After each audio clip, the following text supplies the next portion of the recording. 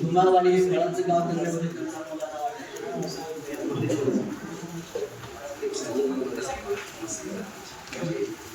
काय वाजूया समोर त्यांचाही सन्मान सोहळा या ठिकाणी जिल्हाधिकाऱ्यांच्या हस्ते त्याची खूप डिमांड आहे आता आणि आपला पुणे आणि मुंबई खूप जवळ आहे तर आपल्याकडे जो मार्केट ऑफ डायव्हर्सिफिकेशन आणि दुसरा सेंद्रिय शेती हा ज्याचा तुम्ही लोकांना पुढाकार घेतला तर आपण एक नवीन क्रांती शेतीमध्ये आणू शकतो आणि तो तुमच्या डोळे सुरुवात होते संपूर्ण राज्यामध्ये आपण संपूर्ण देशाच्या समोर एक उदाहरण निर्माण करू शकतो की जे दुसरी जी शेती आहे जी ऑर्गॅनिक शेती करतो त्याच्यापेक्षा जास्त प्रॉफिट आहे ते आपण उदाहरण निर्माण करू शकतो तर त्याच्यामध्ये आपण परत सुधारणा करू शकतो आणि त्यांना परत स्वस्त करू शकतो आणि सुरुवात झाली तर खऱ्या अर्थाने तुम्ही एक संपूर्ण समाजाला एक नियोजन चालू आहे त्याच्यामध्ये सर्वात प्रथम आमचा उद्देश आज या ठिकाणी ज्या काही शेतकऱ्याने पुरस्कार मिळाले त्याबद्दल सर्वांना मी खूप खूप शुभेच्छा देतो खाली अर्थाने सातारामध्ये शेतकरी पुरस्कार जिंकणे खूप लोकांना आहे आणि साताऱ्याचे भरपूर शेतकरी खूप प्रोग्रेसिव्ह आणि इनोव्हेटिव्ह आहेत आणि त्याच्यामधून तुम्ही लोकांची निवड झाली तर ते एक कौतुकची गोष्ट आहे की तुम्ही लोकांनी ॲब्सोल्युटली जबरदस्त काम तुमच्या शेतामध्ये केलेलं आहे. एक सर्व शेतकऱ्यासाठी एक उदाहरण प्रस्तुत केलेलं आहे. साताऱ्यामध्ये जेव्हा मी भागामध्ये फिरताना जातो तेव्हाही आमचा निर्देशनास येतो की बरेचसे शेतकरी आहेत जे इंजिनियर असून सुद्धा परत शेती करायला आलेले आहेत आणि शेती करताना नुसतं ते शेती करत नाही त्याच्यामध्ये इनोव्हेटिव्ह गोष्टी सुद्धा आणतात ते आणि संपूर्ण गावासाठी एक उदाहरण निर्माण करते की काही पद्धतीने आपण शेतीला सुद्धा कमर्शियली प्रॉफिटेबल व्यवसाय म्हणून डेव्हलप करू शकतो तर असे उदाहरण भरपूर आहे साताऱ्यामध्ये आणि ते संपूर्ण समाजासाठी एक अभिमानाची गोष्ट आहे. जेव्हा केंद्र शासन किंवा राज्य शासन पुरस्कार घोषित करतात तेव्हा प्रत्येक वेळी साताऱ्यामधून मोठ्या संख्येने शेतकऱ्याची निवड होते.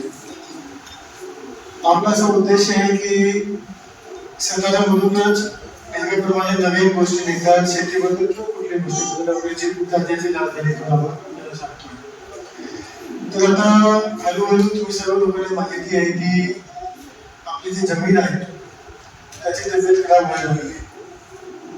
पेस्टिसाइड वापरतो असे प्रकारचे केमिकल्स वापरतो आणि तेच आपण आता रिव्हर्स नाही केलं तर खूप चुकीचे मोठे प्रमाण पुढे जाऊन होऊ शकते ऑलरेडी व्हायला लागले कॅन्सरचा परिणाम वाढला त्याच्याशिवाय आपली जी प्रोडक्टिव्हिटी आहे म्हणजे एक पर्टिक्युलर सॉफ्टवेअरमध्ये जेवढं उत्पादन असलं पाहिजे तेही सुद्धा हळूहळू कमी व्हायला लागलं तर त्याचं एकच सूत्र आहे की आपल्याला हळूहळू सेंद्रिय शेतीची केला पाहिजे आपल्या रेसिपी शेतीपासून केली पाहिजे त्याच्यानंतर आपण ऑर्गॅनिक फार्मिंग म्हणजे सेंद्रिय शेतीकडे जाऊ तुम्ही जे सर्व लोक आहे ते तुम्ही पुढाकार घेऊन एक अग्रणी भूमिका म्हणून बाकी तुमच्या शेतामध्ये ही एक सेंद्रिय शेती चालू करून बरोबर सर्व शेतकऱ्यासाठी उदाहरण निर्माण करू शकता. माझी ह्या विनंती आहे की तुम्ही याबद्दल काही रखडा तयार करू आणि ते तुमच्या शेतामध्ये तुमच्या गावामध्ये चालू करावा जेणेकरून तुमच्या उदाहरण घेऊन आपण सकाळी संपूर्ण जे शेतकरी आहे त्यालाही प्रोत्साहित करू. महाराष्ट्र शासनाने जे पुरस्कार प्राप्त शेतकरी आणि कर्मचारी यासाठीचा जो आत्ताच नुकतंच जाहीर झालेल्या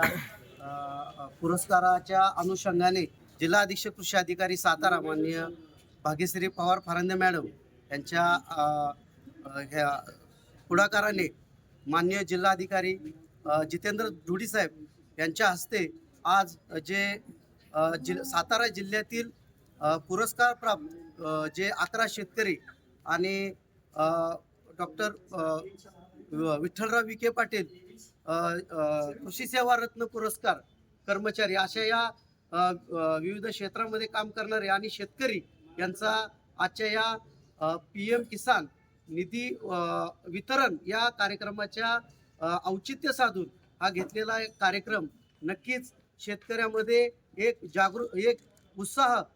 निर्माण करणारा आहे. नक्कीच हा जो पुरस्काराचा जो प्राप्त शेतकरी आणि कर्मचारी यांचा घेतलेला जो कार्यक्रम आहे आणि नक्कीच एक शेतकऱ्यामध्ये आणि काम करणाऱ्या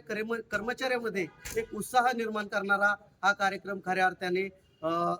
सन्मान घेऊन एक प्रेरणा या ठिकाणी दिलेली आहे. नमस्कार, मी भाग्यश्री फरांदे, जिल्हा अधीक्षक कृषी अधिकारी सातारा.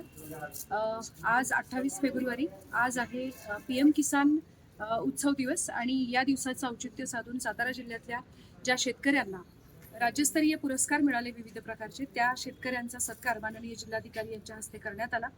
मला खात्री आहे या पुरस्कारामुळे आणि या पुरस्कार प्राप्त शेतकऱ्यांमुळे जिल्ह्यातील इतर शेतकऱ्यांना फार चांगली प्रेरणा मिळेल आणि सर्वजण पिकांचं वैविध्य, उत्कृष्ट उत्पादन, त्याचा दर्जा,